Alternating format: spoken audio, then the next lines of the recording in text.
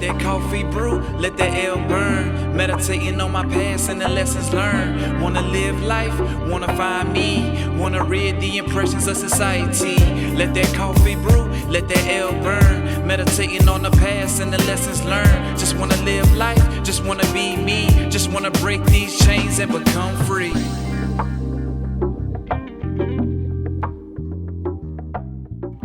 Peace, peace, peace. I hope everybody doing good out there.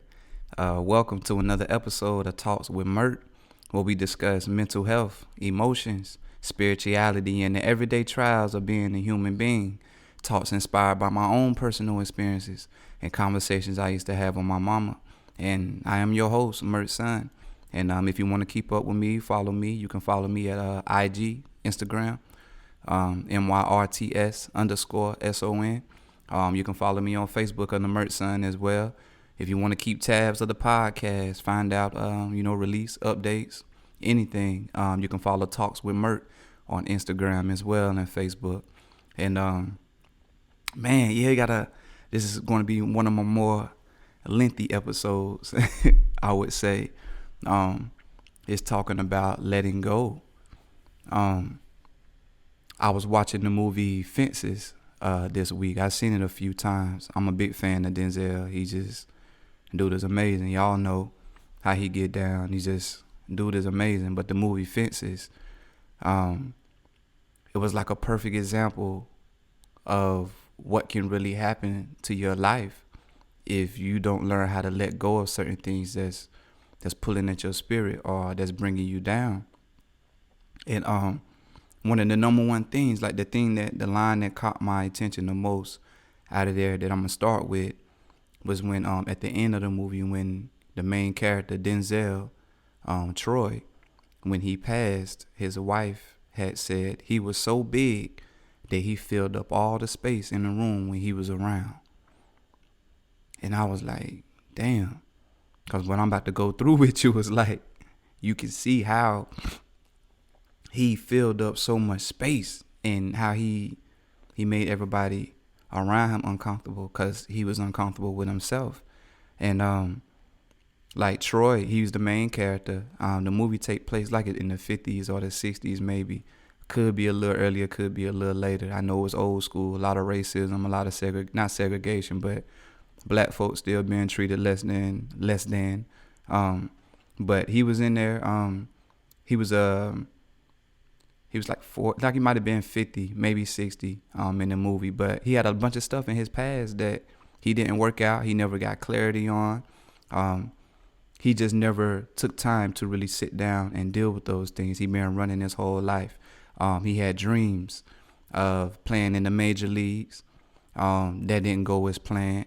He was living a life of crime. He got out of prison and he had a chance to go play in the Negro League, but they didn't take him. He put it on is because he was black. More to it comes out about that later on in the movie. He had relationships with his kids that he didn't quite get right, like going on with his life now. Things about his childhood and things with his father that he didn't get right was now trickling down and coming out with his own kids. And his wife, relationships, the relationship he had with his wife was on pins and needles because of his life. He was living in turmoil, and it was horrible.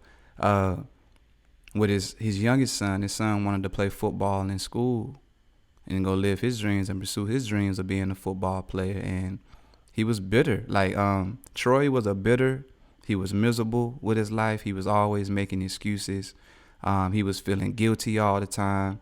Everything that happened in his life, he had a reason for it or an excuse for it. He put it on somebody or he blamed it on somebody, or the white man was the reason that everything in his life happened the way it was. And it was horrible. His dreams were shot.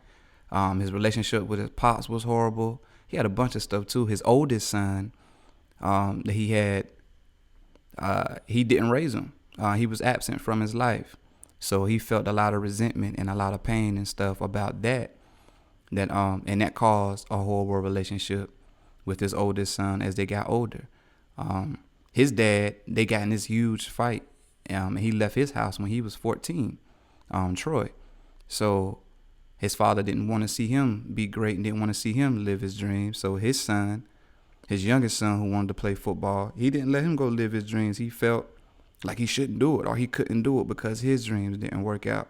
And but he was an alcoholic. He was a horrible drunk. And he was just a horrible person to be around through the movie. And his wife, you know, it's a wife's duty to stick by her spouse, you know, and that's what she was doing through the whole movie, regardless of, you know, how horrible he was. Is that right? Nah, but, you know, that's the old school. That's why they stayed together through everything back in the old days. But the movie was called Fences. Throughout the movie, he was supposed to be building a fence in his backyard. And but while he was building this fence that he kept procrastinating on, he was building up these fences with the relationships with the people around him that was causing these things going on between them, why they couldn't have healthy relationships. And those are the fences he was building up. Even his best friend, it was the only friend that he had that can tolerate his ass. And he eventually ended up pushing him away as well, because he thinks he know it all, because he done been through it all. And but it's because of those demons that he faced that he didn't let go. And you got to let go. Like, you really got to let go. Because if you don't let go, however much you weigh, all the stress and the shit that you carry around is going to be pulling at you, and it's going to weigh on you. And you're going to be dragging it around your whole life, or until you start dealing with whatever it is that the hell you got going on. And letting go is never an easy process. It's not some shit that happened overnight. Nothing happens overnight. People always want quick results, but don't shit happen overnight. It just don't work like that. I was depressed for like 5 or 6 years. And even I've been out my depression for a few years now. And I was crying in the shower yesterday. I broke down crying in the shower because I had this realization. I was sitting there just thinking, because I've been feeling so grateful lately. Lately, I just been quiet. I've been observing everything. Everything that comes to me, it's a lesson or it's a blessing. It's a gift. I don't look at nothing negative. Nothing's been going on negative in my life. I've been able to have a clear mind and a clear heart to view and observe situations and the world. And I just got a lot of clarity going on in my life. And I've been feeling like confident. And even in my music, my homeboy was like, yeah, boy, you want one over there. And I said to myself, like, damn, boy, you want some other shit. But what's really going on is I realized that I'm not hurting anymore. All these years I've been carrying around, thoughts of other people, relationships that didn't work out, my ancestors passing, things that I've done wrong in my past.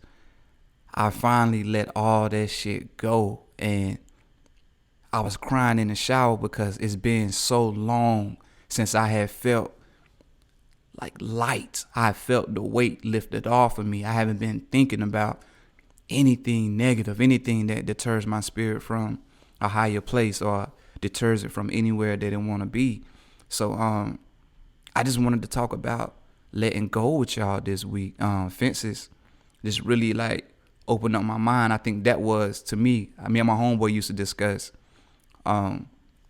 We always said that if a man gets to 40 and he don't have his life worked out, or he ain't got his shit together, he probably won't never get it together. Not saying that it's not possible, not saying that he won't do it, but 40 years old, if you haven't faced, that's a lot of life that you've done lived that you haven't dealt with, or you haven't worked out, or you haven't really tried to figure out.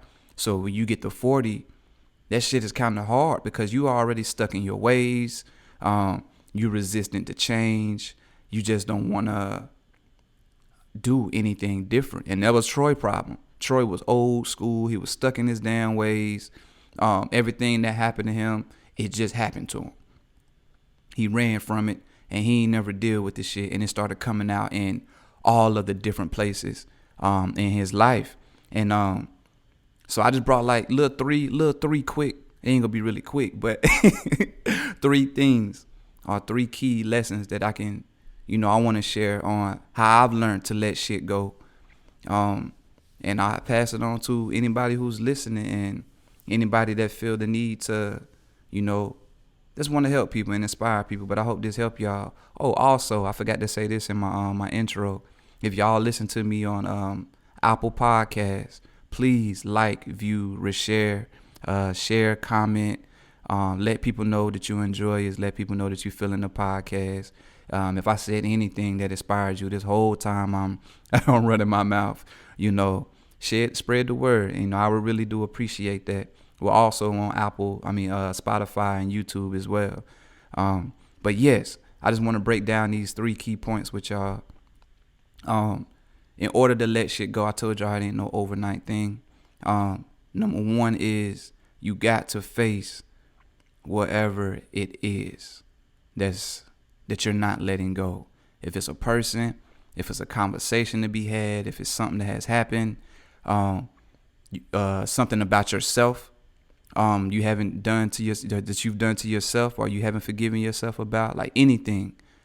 In order to let that shit go, you got to accept it, that it's happened. You got to accept that it's your truth. And the truth is something you can't run from. It's your truth. So until you face it and you accept it and you sit down with it, that truth, you know, that's holding you back, that's got you feeling so heavy, that's messing up all your relationships with people. If you don't face that truth, or you don't face that thing, or whatever it is, it's going to forever hold you back. It's going to keep coming back. And during my depression, I had a number of things, you know, that I had to really sit my ass down and come to terms with, and had to realize, like, this is what it is, bruh. And like, what are you going to do, like, to move on? And a lot of things with me, I told you, depression, it was a dark space. So one of the big things that I was facing with was me actually losing my mama and my brother. When you lose somebody that's significant to you, and you lose, you know, family, like letting go, like that sound like, oh no, I don't never want to let my people go. You know, they were my everything. You know, I don't want to, it's not really letting them go. But it was, to me, I hadn't come to terms that they had actually passed, that they had actually transitioned. How can I come to terms with that? And that, not learning how to deal with, you know, the actual truth that they have passed, and it caused me to become scared of death. I was fearing death more than I have ever done in my life, because I was like, these are 2 people in my life that I have that are not here anymore. And my family is like small, like my immediate family. I already didn't have my pops. And you know what I'm saying? And then I lose my mother and my brother. You know, I still have my sister, but I lost, it's like losing like 50% of the family that you have in 1 year. So I was shattered. I was damn devastated. And I told y'all, like, you can't hold stuff in, because what I did when they passed, I didn't immediately go into a depression. I didn't immediately go into a dark space. I noticed about myself that everything hits me delayed. Like, I just got to process it all first. And me, I wasn't trying to process it. I was pulling me a Troy, and I was running. I was running from everything that was going on. I was running from those thoughts and those feelings that I had. I was sitting on my porch one night, and I had started thinking about my brother, and that shit was hurting. And I was sitting there, and I got damn terrified, and I was just scared, like, man, like, he's really gone.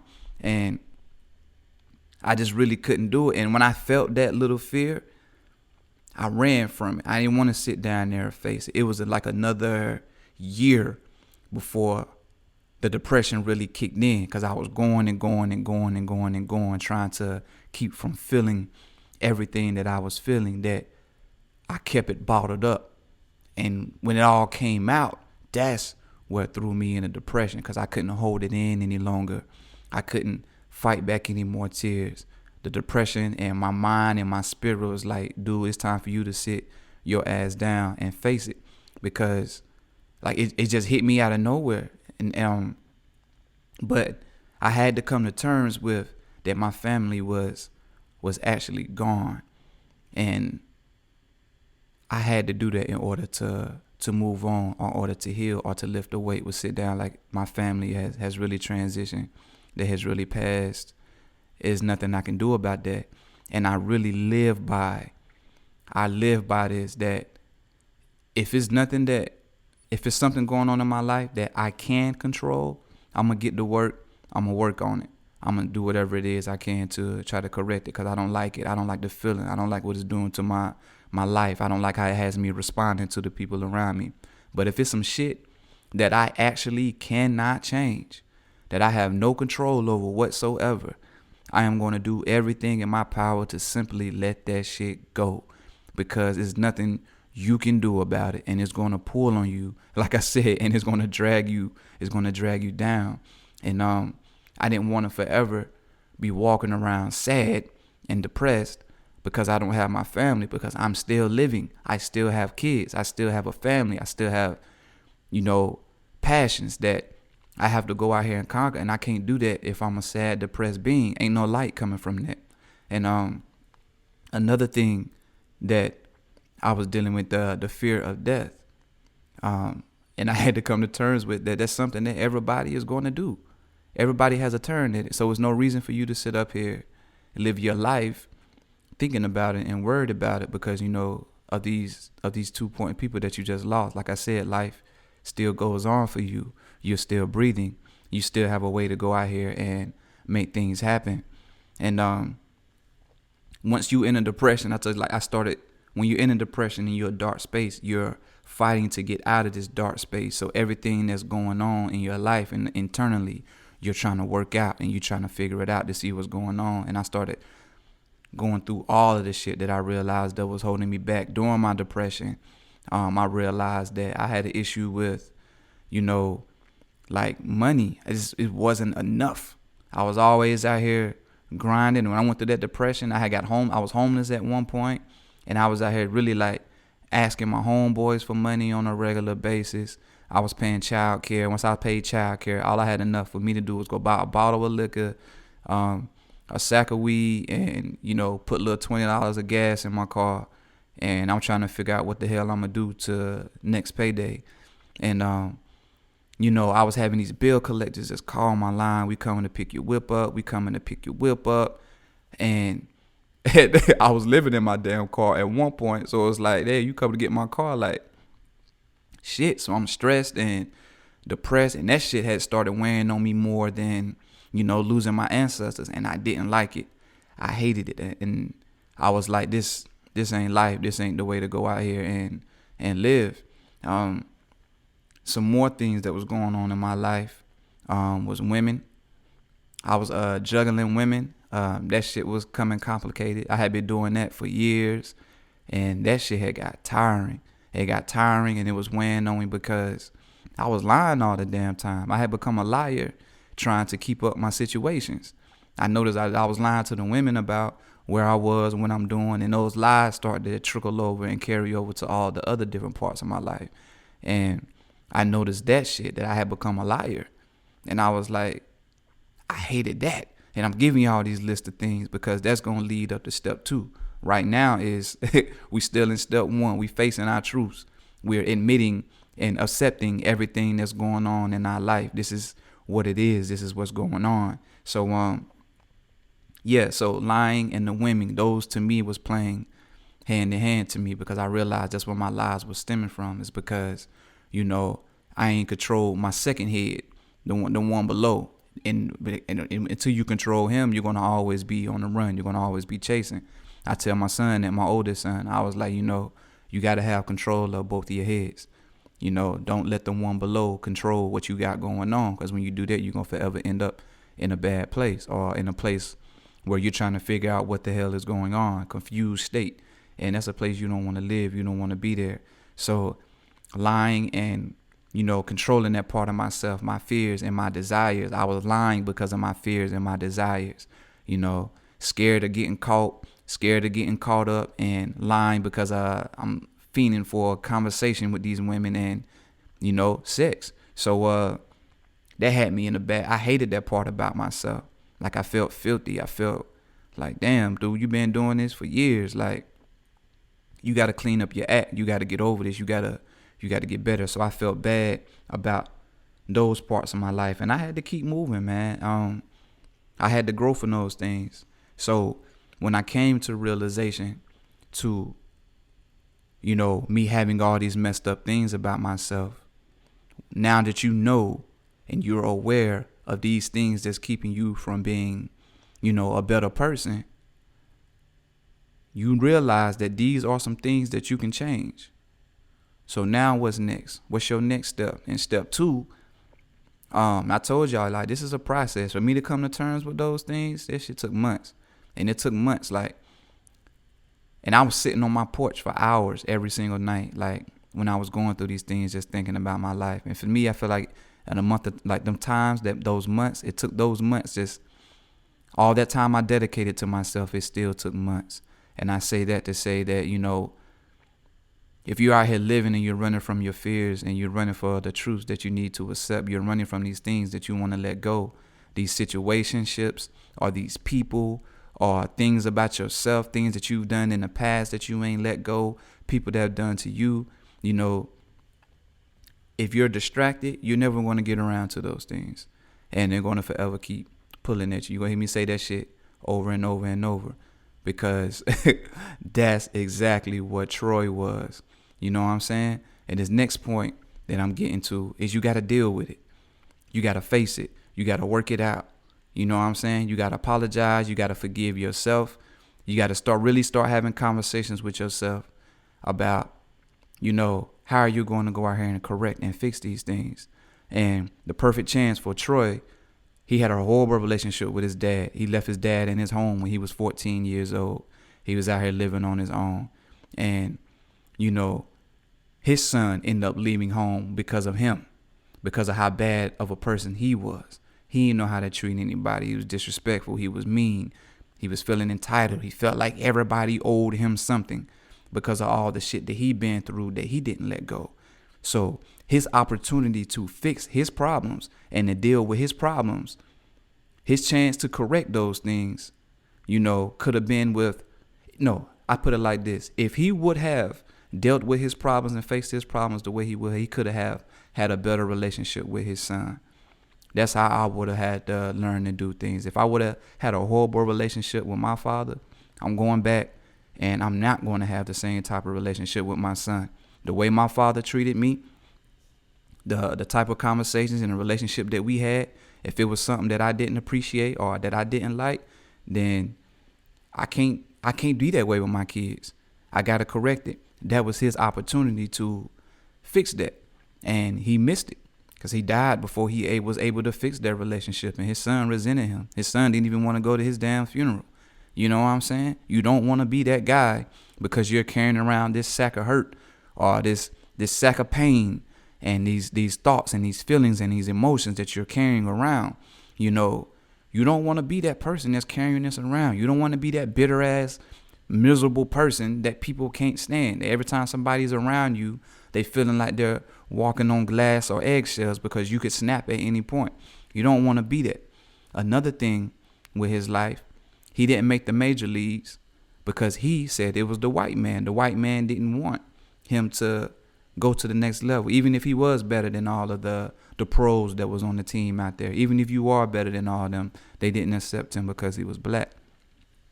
Later on in the movie, his wife is telling him, like, you have to face the truth. You didn't make the league because you were too old. You were trying to make the major leagues at 40 years old. Yes, you're good, but we can't put a lot into you if you're old. And that's how it is when you're dealing with this. He didn't want to accept that, and he didn't accept it. So when his son come home telling him that he wants to go play high school ball and he got a chance to play college ball, got a recruiter coming to the house and everything, dad told the recruiter don't come. He tried to keep his son from playing football. Well, he did because his son ended up going to the military. But he took away his son's dreams because he was unable to live his. He never come to terms with you just couldn't play football, baseball because you were too old. So he took his dreams away from his son. And that shit wasn't right. You know what I'm saying? And with his wife had been there in his corner so dedicated all this time. And he didn't appreciate her. She ended up telling him, hey, I spent my time with you in your corner for years in this marriage, 18 years in this marriage. I've been with you, and you don't appreciate me. What about my dreams that I gave up? What about my hopes that I gave up? Everything that I wanted to be with you, and you don't appreciate that. And those are the kind of things we got to think about when we're facing these problems. We got to think about the people that is around us. We don't want to be building up these fences between our loved ones and the people that we need and adore in our life. You know what I'm saying? So deal with it. Deal with the hurt and deal with the shit that you got going on in your life so you don't end up in these situations. And for me, like after I started having these conversations with myself, I was like, okay, why do you lack money? Because you ain't got no work ethic. I had no work ethic at the time in my life. I'm sitting around and I'm depending on these 9-to-5s to bring me the money and the checks that I'm wanting to go out here and take care of my responsibilities. This is before I started a photography business. I had no work ethic. I was really depending on these jobs to make a living for me, bouncing job to job, applying for jobs who may pay more than the last job, doing all these things, really depending on this. And I was like, nah, you got to develop a work ethic. That's when the entrepreneurship started shining bright on my forehead. Like, get out here and get to work, find out what you want to do, go out here and make love to your passions and, create some beautiful babies out of them. So my ancestors, me losing my ancestors was one of the things I had to figure out. How am I going to do with this so I can get past this hurt and I can get past this pain? I've already come to terms that I've lost my ancestors, my mom and my brother. What am I going to do to feel better about it? And I had to turn their life into my lessons, their memories I had to live by and cherish those memories, use them as motivation and inspiration throughout my day-to-day to go out here and live. Everything that took them away from this life, far as health, I knew that their health was part of the reason that they left this earth. By the way they ate, lack of working out, lack of doing all these things, it was part of the reason why they left here. So I can't live like that. You know what I'm saying? I have to start over and set the right path for my children. I got to correct my eating habits now so I don't leave here before my kids, before they're ready for me to leave or before I'm ready to leave here. I watched my parents and my brother work a 9-to-5 for years, not struggling, but just breaking their bodies down. Like my mom, I seen her when I was little. She was working 2 or 3 jobs at one point, and she'd get off work, come home, put me on the bus, and she'd hardly get ready to get herself ready to go to the next job. You know what I'm saying? And I don't want to be that. I'm grateful that she was able to do that for me, but I had to learn from their lives, how to set up my own lives. That became my focus. You know what I'm saying? I can't sit around and, deal with the hurt anymore. I have to really take my losses and turn them into lessons all the way around the board. And me losing them was motivation and inspiration to go out here and live my life a better way. You know what I'm saying? Break generational curses or break certain curses that was going on in my family so my kids can go out here and, live their best lives as well. That's how I had to look at losing them and losing their deaths. You know what I'm saying? I had to deal with it and move on. And when it came to death, I was looking at death all strange. I was scared of it. I had to look at it like, yeah, I do know that we're all going to leave here, but you can't be scared of it because you got to go live your life. And when I thought about it like that, from that standpoint, it made me and it motivated me to want to go live my life to the fullest, go out here and do everything in my power to make sure I'm living my best life, all the way around the board, not living out of fear. Because if you living out of fear, you ain't really living because you holding yourself back. You ain't doing everything that you could do or want do because you scared. And you can't live like that. I can't live worrying about death. I had to really come to terms that with death is just a part of life. It's a cycle. Ain't no reason to be scared of it. You know what I'm saying? And these conversations and these realizations and these thoughts that I'm dealing with and having, I told y'all this takes time. It's not nothing that I sat down, I wrote down overnight and I'm like, this is how I let go. This is how I move on. This is how I do better. No, it takes time, especially this next one. that I'm coming to. This really took time. This is like the women, the lying and the cheating. So all these things I had to conquer. I became great at them after I let them go. What was holding me back from moving on is I hadn't forgiven myself yet for all of the women that I've hurt. You know what I'm saying? And that was keeping me from being a great man. I wasn't able to become the great man that I am now, or I wouldn't have been the great husband that I am now if I hadn't forgiven myself. You know, I spent so much time and years worrying about how those women and what they would think and what they would feel of me now. And, you know, it was holding me back from, because I'm like, yeah, you did them dirty. Like, so, you know, you got to get past that. You can't reach out to them to see have they forgiven you. You know what I'm saying? They've moved on with their lives. You need to move on with your life. You know what I'm saying? They can't forgive you. Even if they did forgive you, that's up to them. That's on their terms. You will never know that. So what you need to do is forgive yourself. I had to forgive myself for all other people that I've hurt, you know, in my past and going through my ventures.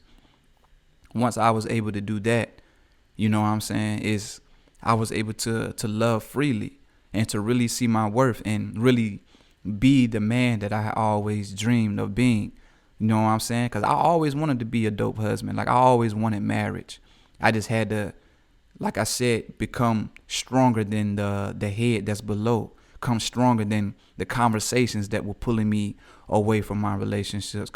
Become stronger than my desires. Become stronger than my fears. I had to put all this shit to a side to go be the husband that I wanted to be. And I had to forgive myself. I'm no longer that man. You know you are not that man. You're not out here slaughtering women anymore. So you need to go up here and live your best life and quit letting the way you lived in your past hold you back from being a great husband, a great father, just a great man. You know what I'm saying? And I had to move on from that. And once I was able to do that, man, I've been married 2 years now. And marriage is, man, outside of being a father, is probably one of the most dopest things that I could have asked for. Marriage, it helps me in just so many ways, and it's blessed me mentally, spiritually, in just so many ways, man. And me and my wife, I said this before in other episodes, we're on two different sides of the spectrum. And for us to be clicking the way we clicking now is just so dope, man. But yes, that was step 2. When you're dealing with these things, you learn how to work on these things after you face them. So you learn how to work them out. You learn how to move on from them. And once I forgiven myself, I had people in my life that I had to forgive, certain relationships in my life that I had to forgive people. I've never had to forgive anyone in my life before. People had done things wrong to me before. But, you know, during my depression, like, some things happened that really pushed me to, like, understanding, like, how are you going to deal with this person? This is a person that you do want in your life and that you love. How are you going to deal with them? And the way they hurt me, I had to realize that I can forgive them and I can love them. I can be around them. But when it comes to the way that they hurt me, I can't deal with them on that level. And that's how I was able to forgive. You know what I'm saying? It's a lesson learned. Because me, I love hard. Not just in my relationships or with my marriage. I like my family, my friends, people that, like, in my circle, like, I love hard. Like, so hard. So it was hard for me to figure out how to love while holding back in certain areas. Not holding back, but learning how to maneuver or move in that area, in that relationship, in that certain part. And once I was able to do that, though, I was good. But that was part of me learning how to forgive. After I learned how to forgive myself from a lot of things, I learned how to forgive other people. And but that's going to lead me up to step 3. You know, after you deal with these things and you face these things and you come to terms with these things, you work them out.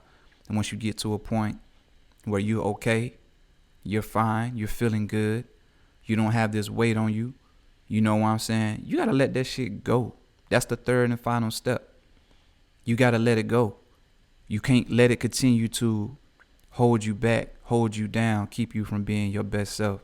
You just spent all this time, these months or years or however long it take to deal with it and face it and to work it out. Now it's time that you let that shit go. You know what I'm saying? It's out of your control now. It's out of your hands. Let it go and leave it to God. Is that what they say? Let go and let God. You know what I'm saying? You don't want to be Troy. When Troy died, that's the statement that I started off with.